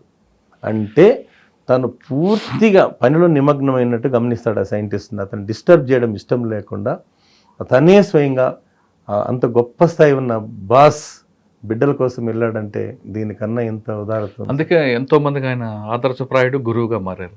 సరే గురువు గురించి చెప్పండి, గురువు గొప్పతనం గురించి. సార్ లాస్ట్ టైంలో కూడా మా గురువు డాక్టర్ సి నారాయణ స్వామి సారు వాళ్ళు చెప్పారు. ఆ క్రమంలో గురువు విషయానికి వస్తే తల్లి గర్భం నుండి 2.5 కిలోల మాంసం ముద్దగా బయటపడిన మనకు వెలుగును విలువను పెంచేవారు పంచేవారు విద్యార్థి లోకాన్ని అభిషేకిస్తున్న గురువుకి పాదాభివందనం. ఒక్కసారి సార్ ఒక అడవిలో ఒక పెద్ద చెట్టు నిందండి సార్. ఒక రోజు గురువు గారు వచ్చి ఆ చెట్టు కింద మెడిటేషన్ చేసుకొని పోతూ ఉంటే ఈ చెట్టు వచ్చి వెళ్తూ ఉంటే ఈ చెట్టు అనుకుంటుందంట, ఒక్క రోజన్నా ఈ కనీసం ఈ పెద్ద ఆయనకి ఇంత మంచి గాలి ఇస్తున్నా, వాతావరణం ఇస్తున్నా, ఒక్క రోజన్నా నీకు ఏం కావాలని అడగలేదే అని మనసులో అది బాధపడుతూ ఉండిందంట. అప్పుడు ఈయన చిరునవ్వుతో ఒకరోజు ఎదురుపడి అడుగుతాడు, ఏం కావాలి నీకు అంటాడు. ఆ చెట్టు చెప్పిందంట సార్, నేను ఈ రాజ్యాన్ని ఏలాలనుకుంటున్నా గురువు గారు అనిందంట. గురువు గారు చిరునవ్వు నవ్వి తదాస్తు వెళ్ళిపోయాడు సార్. ఎంతకాలానికి గురువు రాలేదు సార్. కాలక్రమేణా ప్రకృతి వైపరీత్యాలతో చెట్టు కూలిపోయింది సార్. కూలిపోయి ఎండిపోయింది. ఆ ఫర్నిచర్స్ కోసం సార్ ఆ చుట్టుపక్కల గ్రామస్తులు కొట్టుకెళ్తున్నారు, అంటే వంటచరి కలప తీసుకెళ్తున్నారు, వంటచరి తీసుకెళ్తున్నారు. ఒక కార్పెంటర్ చూశాడంట సార్, ఏదో మంచి పొయ్యిలా ఉందని చెప్పి ఒక దిమ్మె కట్ చేసి ఆ దిమ్మెతో పాదుకలు చెప్పులు తయారు చేశాడంట సార్. వాటిని బాగా తయారు చేసి డిజైన్ చేసి అయోధ్యలో రాజుగారికి విక్రయిస్తే శ్రీరామచంద్రుడు పట్టాభిషేకానికి అవి ధరిస్తే మరుసటి రోజు ఆయన అరణ్యవాసం వెళ్తుంటే భరతం దగ్గరికి వెళ్ళి భరతుడు అడుగుతాడు కదా సార్, అన్న పాదుకలన్నా ఇవ్వని నేను పూజించుకుంటానంటే ఇది పెద్దవాళ్ళు చెప్పింది సార్. ఆ చెట్టు నుంచి గురువు యొక్క సంకల్ప బలంతో ఆ చెట్టు నుంచి వచ్చిన పాదుకలే సింహాసనం మీద కూర్చొని 14 సంవత్సరాలు పరిపాలించాయంటే అది సార్ గురు సంకల్ప బలం. అదే స్ఫూర్తితో ఒక రాజుగారు ఆ రాజ్యంలో ఒక అత్యున్నత సేవా పురస్కారం ఇవ్వాలని డిసైడ్ అవుతాడు సార్. 10 మంది టీం రెడీ చేసి విభిన్న రంగాల్లో ఉన్నటువంటి వాళ్ళందరినీ కూడా మీరు సెలెక్ట్ చేయండి అని పంపిస్తారు. వీళ్ళు టాప్ 10 తీసుకొస్తారు సార్. తీసుకొచ్చిన తర్వాత చెక్ చేస్తుంటే వీళ్ళు తలబట్టుకుంటారు, ఎవరికి వాళ్ళ అందరూ ఈక్వల్గా ఉన్నాయని చెప్పి అంటారు. ఆ సమయానికి ఒక వృద్ధుడు వస్తాడు సార్, బట్టలు అని ఆపుతారంట. ఆపిన తర్వాత వెంటనే ఈయన ఏం చేస్తాడంటే వెనక్కి వస్తాడు. వీళ్ళు వచ్చి చెప్తారు, ఎవరో పెద్ద నుంచి అంటే కాసేపు ఉండమని బాబు, ఇప్పుడే టెన్షన్ పెడుతున్నాము, ఇది పంచాయతీ అయిపోయి రాజుగారు అంటారు. సరే మళ్ళీ ఆయన లేస్తాడు, పెద్ద అయినా కాసేపు బాగుంది, లేదండి నేను కూడా ఈ కాంపిటీషన్లో పాల్గొంటా అంటాడు అని చెప్తే వీళ్ళపై వచ్చి రాజుగారికి చెప్తారు, ఆ పెద్ద ఆయన కూడా పోటీకి వచ్చాడు అంటే ఇదే ఇంట్రెస్ట్గా ఉంది రమ్మన్నయ్య అంటారు. రమ్మని ఆహ్వానించండి అని చెప్తే అతను కూడా చేరేసి కూర్చోబెట్టి ఏం పెద్దనా మీరు చెప్పండి అంటే, అయ్యా రాజా మీరు తీసుకున్న నిర్ణయం చాలా గొప్ప నిర్ణయం. ఎందుకంటే అత్యున్నత పురస్కారం ఇవ్వడం సేవలకు సంబంధించింది. ఎందుకంటే పరుల కోసం పాటుపడిన నరుని బతుకు దేనికని, సాగునేలకు నీరందివని వాగు పరుగు దేనికని అని ఒక స్ఫూర్తి ఉంది కదా సార్. సినారే గారు రాసినటువంటి స్ఫూర్తి కూడా మనం గుర్తెచ్చుకోవాలి ఈ సందర్భంగా. అప్పుడు పరోపకారం మిదం శరీరం రకరకాలు ఉంటాయి. దానికి సేవ అంటే వెలకట్లేదు కదా సార్. నిస్వార్థ సేవ చేసే వాళ్ళకి మనం పాదాభివందనం చేయాల్సిన పరిస్థితి. కాబట్టి అప్పుడు ఈ పెద్ద ఆయన చెప్తాడనమాట, చూడు రాజా మీరు తీసుకున్న నిర్ణయం చాలా గొప్ప నిర్ణయం. విషయం ఏమంటే ఈ 10 మందికి విద్యా బుద్ధులు నేర్పిన గురువు నేను ఉంటాడంట సార్. అప్పుడు సమస్య ఈజీగా పరిష్కారం అయిపోయిందంట. అంటే అంత గొప్ప స్థానం సార్ గురుస్థానం అటువంటిది. దాన్ని బట్టి మనం ఇప్పుడున్న పరిస్థితుల్లో మనం ఎంత బాధ్యతగా మనం గురువులను గౌరవిస్తే మన జీవితం బాగుంటుందని చెప్పడానికి నిదర్శనం సార్ ఇది. గురువు శిష్యులు గురించి చెప్పారు. ఇప్పుడు అంతా జంజీ, ఈ జంజీలో యువతరకి మీరు ఇచ్చే మెసేజ్ ఏంటి? ఇప్పుడు ఉన్న స్పీడ్ యువతరం సార్, వీళ్ళని మనం అంత ఈజీగా మనం అర్థం చేసుకోలేము సార్. వాస్తవం చెప్పాలంటే ఒకటి సార్, వాళ్ళ కమిట్మెంట్ అంటారు కదా సార్, ఈ కమిట్మెంట్ వల్ల మనం ఏం చెప్పినా వాళ్ళు ఉండే పరిస్థితుల్లో అవుట్డేటెడ్ అంటారు సార్. అప్డేట్ మాది, అవుట్డేట్ మీది అంటారు. Outdate day by day changes అనేవి కామన్ సార్. కానీ ఇప్పుడున్నటువంటి ఈ ఉద్యమం క్రమంలో సోషల్ మీడియా యుగం నడుస్తుంది సార్. ఇప్పుడు ఆ సోషల్ మీడియా యుగంలో ఎవరికి వారే సార్, ఎందుకంటే కోట్లాది మొబైల్స్ మన చేతుల్లో ఉండేటప్పుడు ఏదైనా ఒక చిన్న అంశం దొరికితే అది సముద్రంలో వేసినట్లే సార్.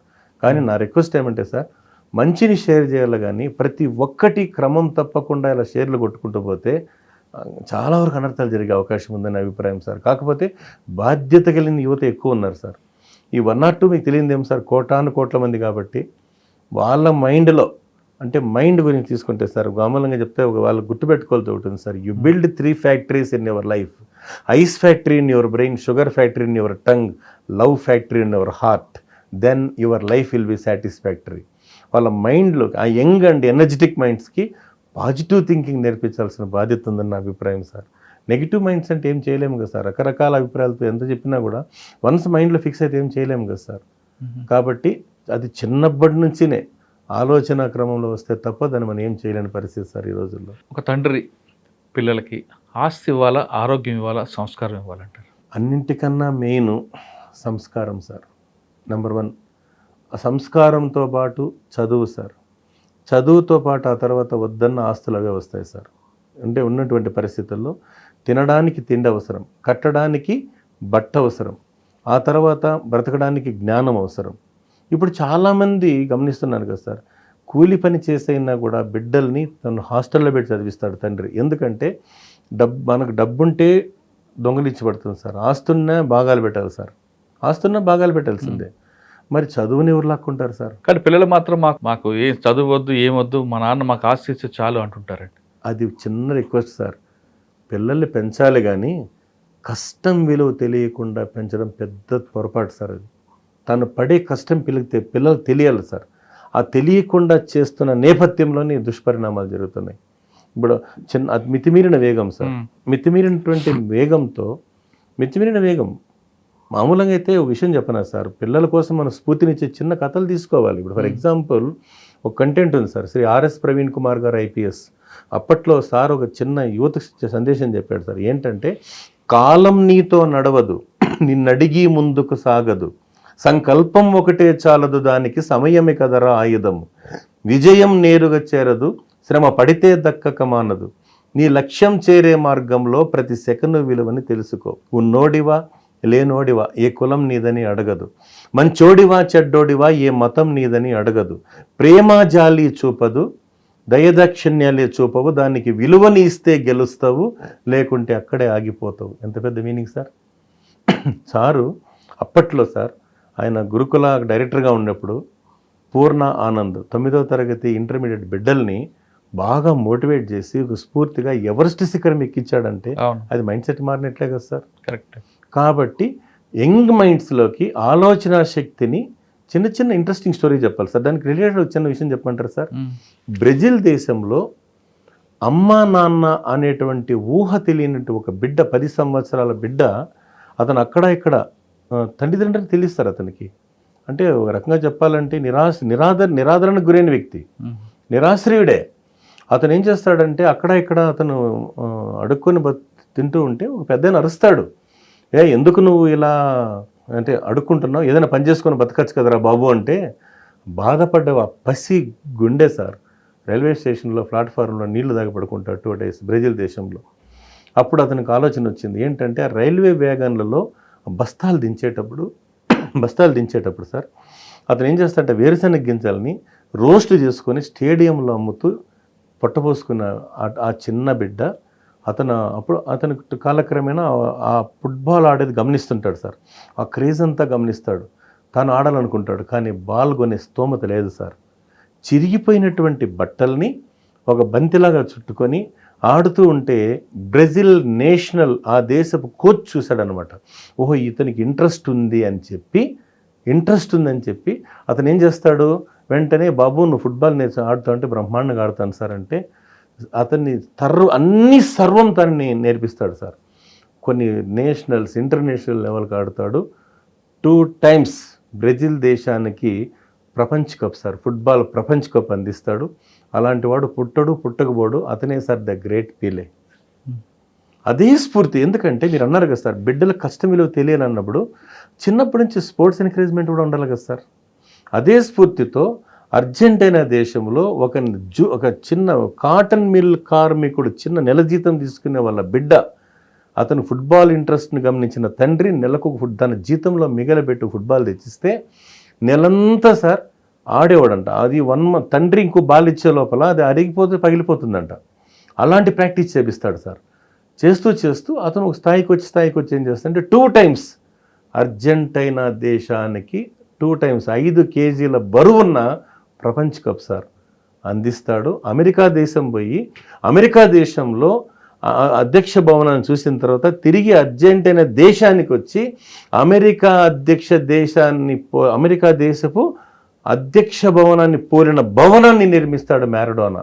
సార్ మీరు చెప్పారు కరెక్టే, కానీ ఇప్పుడున్న తల్లిదండ్రులు మేము పడ్డ కష్టాలు మా పిల్లలకి పడకూడదు అని పెంచుతున్నారు. అసలు ఎలా విషయంలో తెలియకుండా వాళ్ళకి అల్లారు ముద్దకు పెంచుతాం. చిన్నప్పటి నుంచి సెల్ ఫోన్ ఇవ్వడం, ఐస్ క్రీమ్లు ఇవ్వడం, పిక్ పాకెట్ కింద 10,000 20,000 ఇవ్వడం, ఇది ఉన్నాయి. ఎందుకంటే మేము ఆల్రెడీ కష్టాలు పడ్డాం, అది మా పిల్లలకి తెలియకూడదని. మరి ఈ జనరేషన్లో ఉన్న ఈ సమస్యను ఎలా చేయాలి? విషయం చెప్పిన సార్, గత రోజుల్లో సెలవులు వస్తే అమ్మమ్మ ఇంటికి పోయేవాళ్ళు సార్. ఎందుకు? అమ్మమ్మ ఇంటికి పుట్టేవాళ్ళంట. ఇప్పుడు సెలవులు వస్తే హాస్పిటల్కి పోతున్నారు. ఎందుకు? హాస్పిటల్లో పుడుతున్నారు. అదే విషయంగా మీరు చెప్పినప్పుడు మన హైదరాబాద్లో మా గురువు గారు, రిటైర్డ్ ఎస్ఐ గారు శ్రీ పెద్దూరి వెంకటదాస్ సార్ చెప్తుంటాడు, చిన్నప్పుడు బిడ్డకు ఆకలి అయితే అమ్మ చందమామను చూపించి గోరుముద్దలు తినిపించేదంట. ఇప్పుడు తల్లిదండ్రులకు అన్నం తినబెట్టడానికి చుక్కలు చూపిస్తున్నారు సార్, చుక్కలు. ఎందుకంటే అది కూడా పట్టపగలే చందమామ కనిపిస్తున్న చుక్కలు ఇంకా దూరం అయిపోతాయి కదా సార్. అది మాకు అదృష్టం కొద్దీ మా గురుగారు పరిచయం అయిన తర్వాత ఆయన ద్వారా చిన్న మాటలు రాత్రి కనిపిస్తాయి, చుక్కలు చూపిస్తున్నారు. అదే కంటెంట్ లో నేను కాలేజెస్కి వెళ్తే చెప్తుంటాను సార్, యువ జంటల ఆరాటం ముద్దు కోసం. పిల్లలు విజిల్ వేశారు సార్, నేను డైలాగ్ ఇంకా ఫినిష్ కాలేదన్నాను సార్. వృద్ధ జంటల పోరాటం ముద్ద కోసం సార్. ఇది ఎందుకు వచ్చిందంటే సార్, ఫ్రమ్ ది బిగినింగ్ మనం తినే ఆహారం కల్తీ, ఆలోచనలు కల్తీ, ఇంకెక్కడ సార్ బాగుపడతాం? పదే ఈ మధ్యకాలంలో మనం చూస్తుంటాం, డాక్టర్ విక్రాంత్ ఠాగూర్ గారు అని కూడా సార్ అంటాడు, జింక్ ఫుడ్ అవాయిడ్ చేయండి. డాక్టర్ గారు మొత్తుకొని చెప్తున్నారు. అయినా కూడా మీరు అన్నట్టు ఒకటే సార్, నేను పడిన కష్టం నా బిడ్డ పడకూడదు అనేది చాలా వరకు వాళ్ళ బిడ్డలు వాళ్ళ ఇష్టం సార్, పెంచుకొని అప్రూపం వద్దని మనం చెప్పే హక్కు మనకు లేదు సార్. కాకపోతే తల్లిదండ్రుల యొక్క కష్టాన్ని తెలిసేలా, అంటే తన యొక్క తల్లి తండ్రి పడే కష్టం ఖచ్చితంగా బిడ్డలు తెలుసుకుంటే ఏ బిడ్డ పొరపాటు చేయడు సార్. నేను ఈ మధ్యకాలంలో ఒక స్కూల్కి వెళ్తే చెప్పాను సార్, మామూలుగా గుడిపల్లి మండలం సెట్టిపల్లి స్కూల్లో ఎందుకో మన సార్ వాళ్ళు రమ్మన్నారు, పిల్లలు కొంచెం చెప్పిన మాట వినట్లేదండి అన్నప్పుడు నేను అందరినీ సమావేశపరిచి ఒక మాట చెప్పాను సార్, బాబు ఇక్కడ మీ తల్లిదండ్రులు మిమ్మల్ని వదిలిపెట్టి మీ అమ్మమ్మలు నానమ్మలు చూసుకుంటున్నారు, కానీ వాళ్ళు ఏం చేస్తామో రెక్కల కష్టం మీకోసమని బెంగళూరు మహానగరంలో పుట్టెడు మట్టి తవ్వితే కానీ పిడికుడు మెతుకులు రావురా, గడ్డపార భూమిలోకి దించితే తప్ప గంజి నీళ్లు గొంతు తడపవు, తల్లిదండ్రులు పడేది కష్టం, చదువు అంటే ఉండాలి నాన్న మీకు ఇష్టమని చెప్పాను సార్. అంటే ఆ కష్టం విలువ చెప్పాల్సిన బాధ్యత వాళ్ళపైన ఉండాలి సార్. లేకుంటే ఏమవుతుంది, ఆ కష్టం విలువ తెలియకపోతే ఖచ్చితంగా ఇంకా దుష్పరిణామాలు రాను పెరుగుతాయి. మనకేమనిపిస్తుంది సార్, ఇప్పుడు ఈ మధ్యకాలంలో చూస్తున్నాం కదా సార్, నాకు బైక్ కొనికపోతే నేను చనిపోతా, నాకు మొబైల్ కొనికపోతే నేను చనిపోతా, ఎక్కడికో వెళ్ళిపోతా అని బెదిరిస్తారు పిల్లలు. అది దురదృష్టకరం, జరగకూడదు సార్ అట్లా.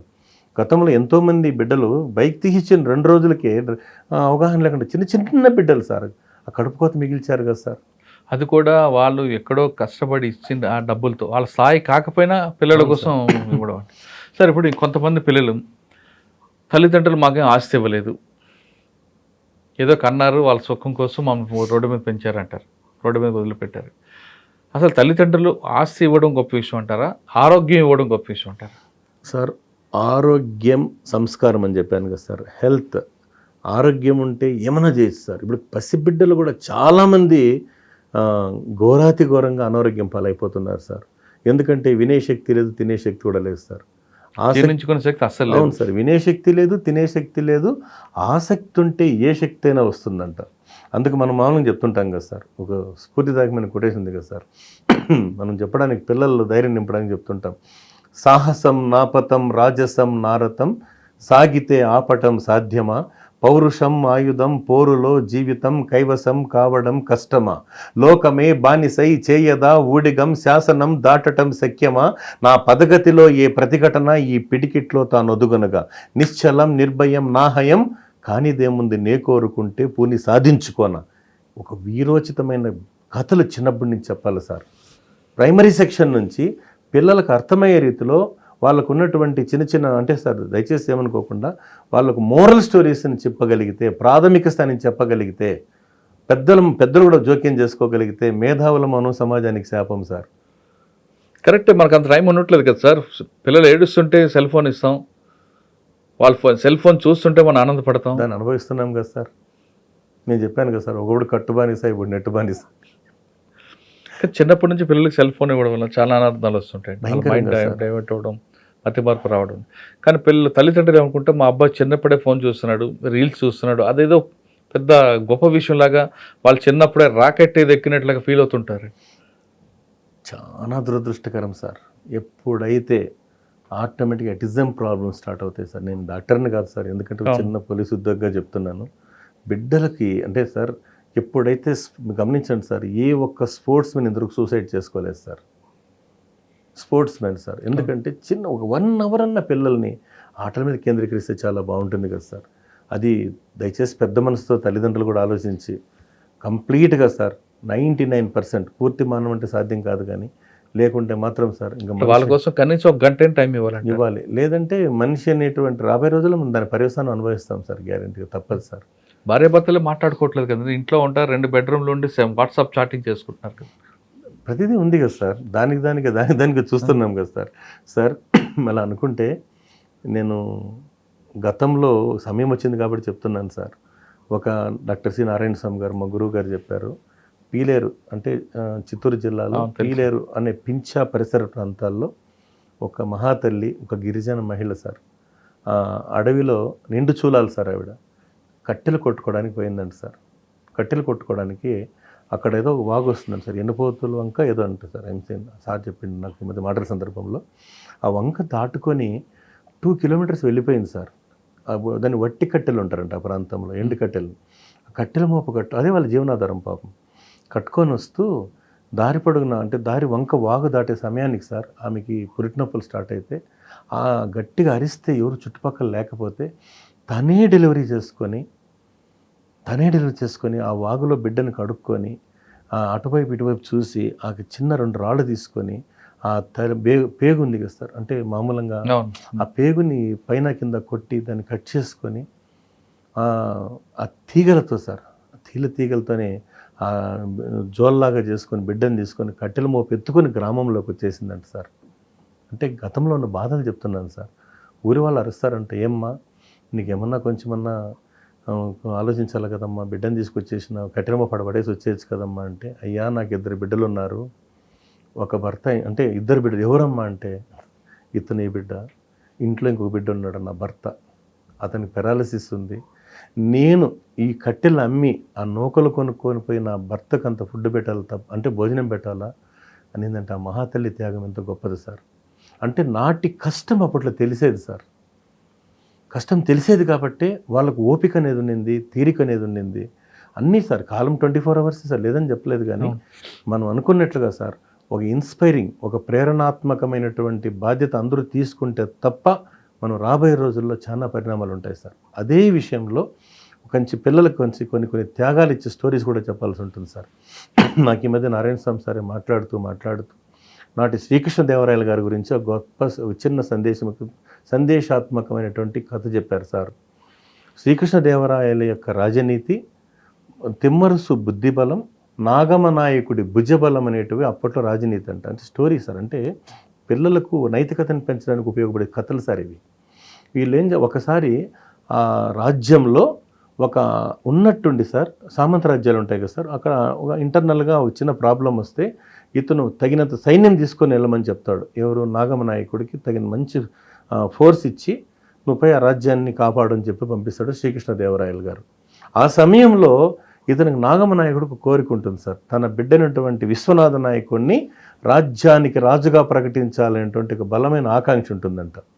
అప్పుడు వెళ్తాడు, తన రాజ్యాన్ని ఈయన ప్రకటించుకునేస్తాడు సార్. సామంతరాజుగా ప్రకటించుకున్న తర్వాత ఈ విషయాన్ని వేగుల ద్వారా శ్రీకృష్ణదేవరాయలు గారు తెలుసుకుంటారు సార్. తెలుసుకున్న తర్వాత వెంటనే ఒక అత్యవసర సమావేశాన్ని ఏర్పాటు చేసి నాగమ నాయకుడిని ఎవరైతే బంధించి తీసుకొస్తారో వాళ్ళు కోరిన విధంగా నేను వరాలు ఇస్తానంటే ఎవరు రారండి సార్, అంత పరాక్రమవంతుడంట ఆయన. ఆ సమయంలో ఒక యువకుడు ముందుకు వస్తాడు సార్.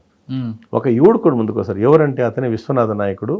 18 సంవత్సరాల వయసున్న బిడ్డ. ఆయన ఎవరంటే నాగమ నాయకుని కొడుకే విశ్వనాథ నాయకుడు. తన తండ్రిని నేను తీసుకొస్తాను అని చెప్తే తగినంత సైన్యం తీసుకొని పో నువ్వు అంటాడు. నీకు ఎంత సైన్యంగా తీసుకోబో అంటే ఆ చుట్టుపక్కల ఉంటారు కదా సార్, వద్దు తండ్రి కొడుకులు ఒకటైపోతే మన రాజ్యం ఇబ్బంది అయిపోతుందని చెప్తే కూడా ఇతని మీద నమ్మకంతో పంపించాడు అప్పట్లో. ఈయన అప్పుడు తండ్రి విషయం తెలుసుకొని కొడుకు దగ్గర రాయబారం పంపిస్తాడు. నీకోసం మీరు ఆయన ఇది చేస్తూ ఉండేది, మనం ఒకటైపోదాం రా అంటే నేను ఒప్పుకోలేదండి సార్. తండ్రితో మరి నిరంతరమైనటువంటి పోరు సార్. ఒక పెద్ద స్ట్రగుల్ ఇచ్చి యుద్ధం చేసి తండ్రిని బంధించి తన తండ్రిని బంధించి తీసుకొచ్చి రాజు దగ్గర శ్రీకృష్ణరాయల గారి దగ్గర ప్రవేశపెడితే అప్పుడు ఆశ్చర్యపోయారంట సభంతా కూడా.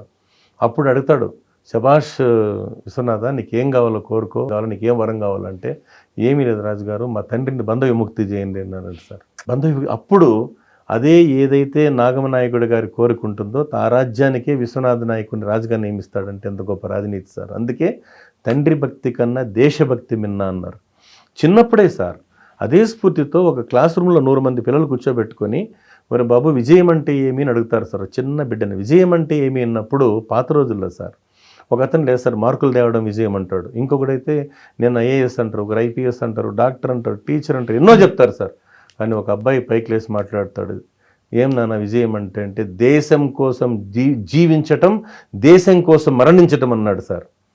ఆయనే ఆజాద్ హింద్ ఫౌజ్ సృష్టికర్త, జై హింద్ అనే నినాదానికి ఒక స్ఫూర్తిదాయకమైనటువంటి సుభాష్ చంద్రబోస్ గారు.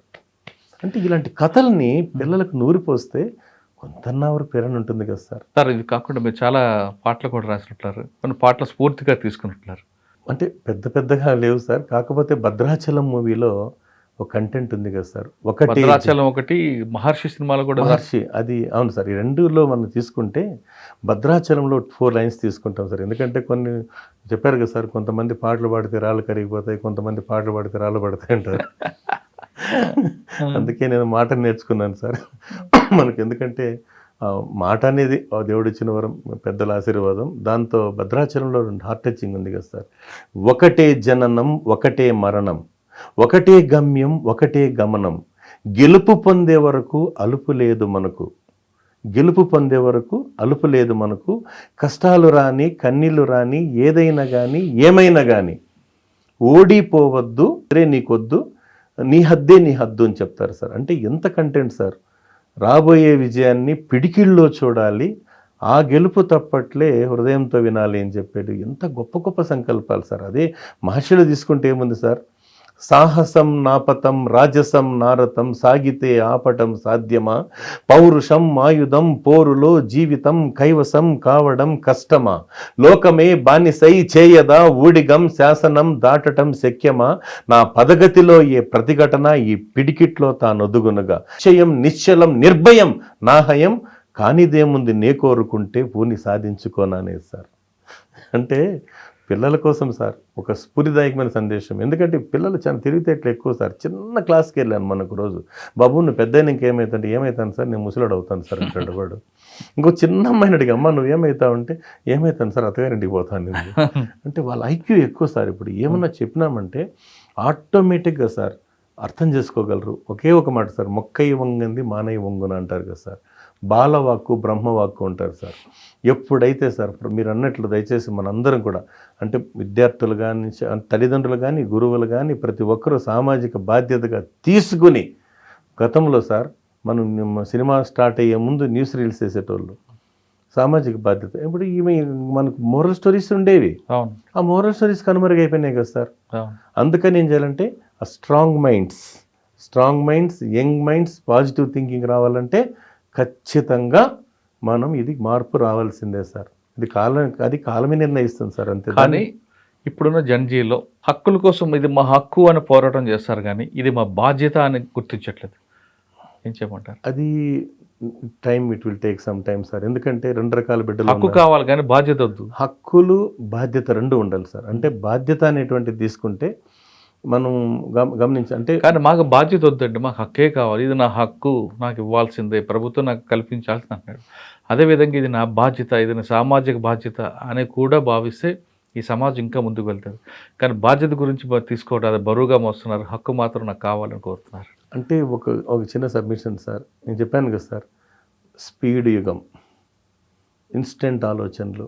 అంటే అభిప్రాయాలు ఎలా అయిపోయిందంటే సార్, నేను చెప్పాను కదా సార్, మనకు వాళ్ళ బలమైన రెండు రకాలు ఉన్నారు సార్. దీంతో మిడిల్ ఉన్నారు, అంటే టెంపరీ ఉన్నారు, మిడిల్ ఉన్నారు, పర్మనెంట్ సొల్యూషన్ ఆలోచించే 3 రకాలు ఉన్నారు సార్ యువతలో కూడా. ఎందుకంటే మామూలుగా చెప్పాలంటే సార్, యువత అనే విషయానికి వస్తే ఒకటే ఉంది కదా సార్, వై అంటే ఎప్పుడు, ఓ అంటే ఓడిపోకుండా, యు అంటూ ఉండాలని, టీ అంటే థింక్ చేస్తూ, హెచ్ అంటే హ్యాట్స్ ఆఫ్ అనిపించుకునేవాడే యూత్ సార్.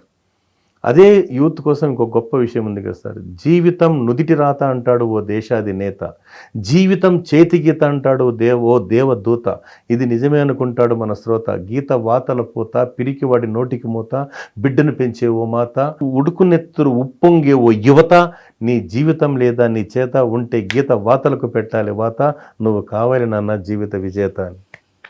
అంటే బిడ్డలకు మీరు అన్నట్లు సార్, జెన్జీ జనరేషన్లో వాళ్ళకు దానికి కమిట్ అయ్యారు సార్. ఎందుకంటే యవ్వనం అంటే ఒక జీవిత సారాన్ని పిండుకోవాల్సిన సమయం. యవ్వనం జీవితానికి ఒక ఉత్సాహాన్ని ఇచ్చే పదం సార్ ఇది. ఆ స్టేజ్ ఇప్పుడు మనం అంటున్నాం కదా సార్, టీనేజ్ 13, 14, 15, 16, 17, 18, 19 సార్. ఆ టీన్ దాటిన తర్వాత రెస్పాన్సిబిలిటీ వస్తుంది సార్. ఇప్పుడున్న దీంతో మనం దాన్ని ఎట్లా అంటే సార్, ఒక విషయం చెప్పిన సార్, దయచేసి ఏమనుకోకండి, ఎవరో చెప్తే వాళ్ళు పలానా వ్యక్తి మారుతారనే రోజులు పోయినాయి సార్. కరెక్ట్. ఎవరో చెప్తే వీళ్ళు మారుతారు అనే రోజులు ఎప్పుడో కనుమరుగైనాయి సార్. వాళ్ళను వాళ్ళు రియలైజ్ చేసుకోగలిగితే, ఒక చెప్పిన సార్, వాళ్ళు అర్థం చేసుకోగలిగితే, అది హక్కులు కావచ్చు, బాధ్యతలు కావచ్చు, మన దేశం యొక్క పరువు ప్రతిష్ట కావచ్చు, దేనికైనా కూడా sir self interest, self realisation జరిగితే తప్ప దీనికి పరిష్కార మార్గం కాదు. అందుకే మనం అంటున్నాం కదా సార్, పెద్దలు చెప్తారు కదా సార్, ప్రతి ఒక్కరు కూడా వాళ్ళకు పనికొచ్చే విధంగా ఇలా చేస్తే బాగుంటుంది దిశానిర్దేశం చేయలేకనే సార్ ఈ సమస్యలు వస్తున్నాయి. కానీ ఇప్పుడున్న జనరేషన్ మనకన్నా తెలివైన వాళ్ళే, వాళ్ళకి వాళ్ళు ఆలోచించుకోగలరు, వాళ్ళకి వాళ్ళు నిర్ణయం తీసుకోగలరు, కానీ ఎక్కడో కొంచెం దారి తప్పుతున్నట్లుగా అనిపిస్తుంటుందండి. అది నేను చెప్పాను కదా సార్, బేసిక్గా తీసుకుంటే అంటే సార్, ఫ్రమ్ ది బిగినింగ్, అంటే చైల్డ్హుడ్ డేస్ నుంచి కూడా అంటే స్ట్రగుల్ ఫేస్ చేసినటువంటి బిడ్డలకు కొన్ని అర్థాలు తెలుస్తాయి. వాళ్ళు పెరిగినటువంటి పెంపకం సార్, పెరిగే వాతావరణం సార్. ఒక చిన్నదాని కంటెంటే ఉంది కదా సార్. ఇప్పుడు మనం అనుకుంటే దానికి కంటెంట్ తీసుకుంటే సార్, పాండవులు కౌరవుల విషయమే తీసుకుందాం సార్. పాండవులు అరణ్యవాసం అజ్ఞాతవాసం వాళ్ళు తీసుకుంటే, వాళ్ళు డైలీ వాకింగ్, పుణ్యనది స్నానాలు, సప్తఋషుల యొక్క ఉపన్యాసాలు, శ్రీకృష్ణ భగవానుడి ఆశీస్సులతో ఎంజాయ్ చేస్తారు. ఇటు కౌరవులు టెన్షన్తో పడతారు. ఎందుకు? అధర్మం, ధర్మం, అధర్మం. అదే దీంతో సార్ వాస్తవం చెప్తున్నా, అది యూత్ విషయం అలా ఉంచితే, మన పెద్దవాళ్ళు చెప్పేది ఒకటి ఉంది సార్, ఇది ఎవరికైనా వర్తిస్తుంది సార్, చిన్నోళ్ళకి కానీ పెద్దవాళ్ళకి కానీ ఎవరికైనా కానీ. జనరల్గా చెప్పాలంటే ఒక మైండ్ సెట్స్ కోసం సంబంధించి నాకు మా పెద్ద ఆయన, మా ఫ్రెండ్ మన నారాయణ స్వామి సార్ చెప్పారు. ఒకసారి శ్రీకృష్ణుడు భీముడు మాట్లాడుకుంటూ ఉంటే భీముడికి ఒక ధర్మ సందేహం వచ్చిందంట. ధర్మ సందేహం సార్, బావా ఇంతకీ కర్మ సిద్ధాంతం ఉందా అన్నాడంట. ఏం బావా నాకు ఎందుకు వచ్చింది ఆ డౌట్ అన్నాడు. ఏం లేదు బావా, పుట్టేవాడు పుడుతున్నాడు, సచ్చేవాడు సస్తున్నాడు, ఎంజాయ్ చేసేవాడు ఎంజాయ్ చేస్తున్నాడు కదా బావా, ఏం దీనికి అసలు కర్మ సిద్ధాంతం అంటే ఏం బావా అన్నంట. ఇలా రా అని చెప్పి 100 అడుగుల దూరంలో చూపిస్తాడు శ్రీకృష్ణ భగవానుడు. ఏమి వింటాడు. ఏమింటే అక్కడ ఒక 200 దాకా ఆవులు, చిన్న లేగదూడలు ఉంటాయి సార్. అక్కడ పోయి ఒక లేగదూడని తీసుకురాబో అంటాడు సార్. తీసుకొచ్చిన తర్వాత దాన్ని శ్రీకృష్ణుడు అలా చిన్నగా నీవి చిరునవ్వు వదిలిపెట్టే అంటాడు. ఇది చెంగున పరిగెత్తుకుంటూ పోయి దాని తల్లి అంటే ఆ లేగదోడి యొక్క తల్లి ఎక్కడుంటే అక్కడే చేరిందంట సార్. ఈయన ఆశ్చర్యపోతాడు భీముడు కూడా. అంటే దీని యొక్క మన భారతీయ సంప్రదాయం ప్రకారం గమనించాల్సింది ఏమంటే సార్, మంచి చేస్తే మంచి, చెడు చేస్తే చెడు సార్. కాల నిర్ణయం సార్. అంటే కాలం కొట్టే దెబ్బ పవర్ఫుల్. కాల నిర్ణయాన్ని ఎవ్వరు కాదని లేదు, అది ఎవ్వరూ అతీతులు కారు సార్ అని. అంటే సార్ దయచేసి ఏమనుకోదండి, చిన్నప్పటి నుంచి పిల్లలకి మోరల్ స్టోరీస్ చెప్పలేకపోవడం మన పెద్దలు చేసిన ఒక చిన్న పొరపాటు సార్. అది కనుక వాళ్ళకు అర్థమయ్యే రీతిలో ఎప్పుడైతే మనం చిన్న స్థాయిలో ఏమైతే చెప్తామో, ఇప్పుడు గతం ఏమనుకోద్దండి సార్, రామాయణ మహాభారత పురాణ ఇతిహాసాలు కావచ్చు, ఏ మతంలోనైనా తీసుకోండి సార్, పవిత్రగా అంటే బైబిల్ని, ఖురాన్ని, దేంతో సర్వమతాలు చెప్పేది ఒకటే కదా సార్. మంచిగా చెప్తే కానీ చెడుదని చెప్పదు సార్. కాకపోతే దానిలో ఉన్నటువంటి మంచిని బోధించాల్సినటువంటి బాధ్యత ప్రైమరీ సెక్షన్ నుంచి తీసుకుంటే కొంతకాలానికైనా మార్పు వస్తుందనే ఒక చిన్న సందేశం సార్. చలనం లేని రాయిని చెక్కితే శిల కూడా శిల్పమవుతుంది. కదలలేని రాయిలోనే శిల్పం దాగుంటే కదిలే నీలో ఏ సత్తా ఉందో ఒక్కసారి ఆలోచించు. చలనం లేని రాయిని చెక్కితే శిల కూడా శిల్పమవుతుంది. కదలలేని రాయిలోనే శిల్పం దాగుంటే కదిలే నీలో ఏ సత్తా ఉందో ఒక్కసారి ఆలోచించు. ఒక స్కూల్ పక్కన 100 మీటర్ల దూరంలో ఒక పెద్ద బండరాయిని ఒకరోజు ఒక శిల్పి కొడుతూ ఉంటాడు సార్. 2 బిడ్డలు ఇలా అబ్జర్వ్ చేస్తూనే ఉంటారు. రోజుకి ఆ బండ బాగా తగ్గిపోతుంటుంది సార్.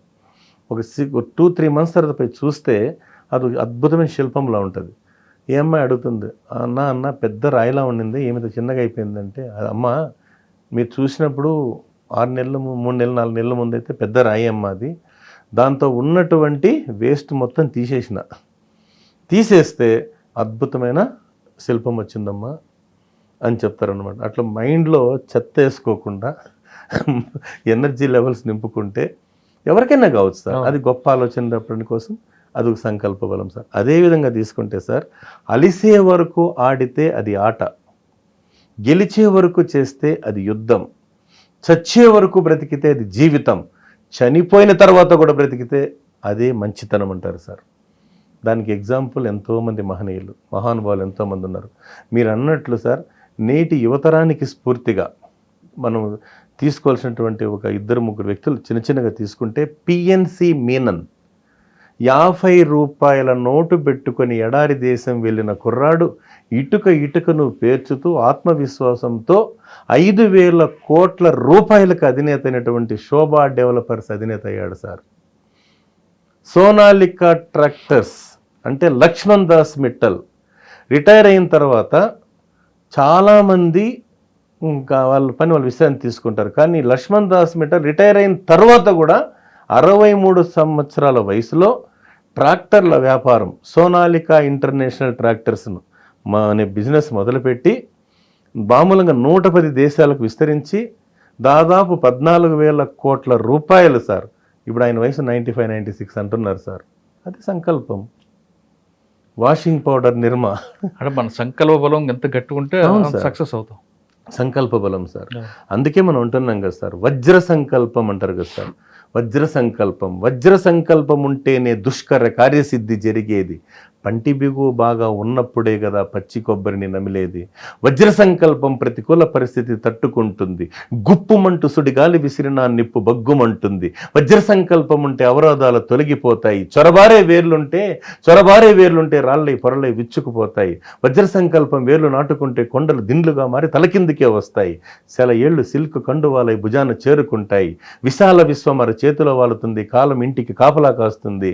అంతిమ విజయం మన భారతీయ విద్యార్థులకు అలవోకగా అందుతుంది సార్. పుట్టిన ప్రతి వ్యక్తి మంచివాడుగా చెడ్డవాడుగా నిర్ణయించేది మన పెంపకం, మన పెరిగిన వాతావరణం అంటున్నారు రామ్మూర్తి గారు. పిల్లల్ని పెంచడం అనేది ఇది ఒక పెద్ద టాస్క్. గతంలో మనం ఎలా పెరిగాం, ఆ కష్టం వీళ్ళు తెలియకూడదు అని పెంచడం కూడా మహాపాపం. ప్రతి వ్యక్తి మన పిల్లలు పెంచాలంటే మన పడుతున్న కష్టం కూడా వాళ్ళకి తెలియాలి. లేదంటే మా నాన్న డబ్బులు సంపాదిస్తున్నారు, అది ఎక్కడి నుంచి వస్తుందో తెలియకుండా పెరిగితే పిల్లలు తర్వాత కాలక్రమంలో వాళ్ళు చెట్టుకు కాకుండా పోతుంటారు. మన పడ్డ ప్రతి కష్టం వాళ్ళకి చెప్తుండాలి. మన తెస్తున్న డబ్బులు వెనుకున్న శ్రమ కూడా వాళ్ళకి తెలిస్తే ఖచ్చితంగా వాళ్ళు మంచి భావి పౌరులు అవుతారు. అంతేకాకుండా పిల్లల్ని పెంచడంతో పాటు వాళ్ళు పెరుగుతున్న వాతావరణం కూడా అబ్జర్వ్ చేస్తుంటారు. వాళ్ళకు విడిచిపెడుతుంటే వాళ్ళు ఎవరితో మాట్లాడుతున్నారు, ఎక్కడ తిరుగుతున్నారు, వాటి మీద కూడా ఫోకస్ పెడితే ఖచ్చితంగా మీ పిల్లలు భావి పౌరులు అవుతారు, ది బెస్ట్ సిటిజన్ అవుతారనేది చరిత్ర చెప్తుంది. ఇది వారం రామ్మూర్తి గారితో ఎక్స్క్లూజివ్ ఇంటర్వ్యూ. వచ్చే వారం మరో గెస్ట్తో మళ్ళీ కలుద్దాం. అంతవరకు నమస్తే. Thank you very much Ram. నమస్తే సార్.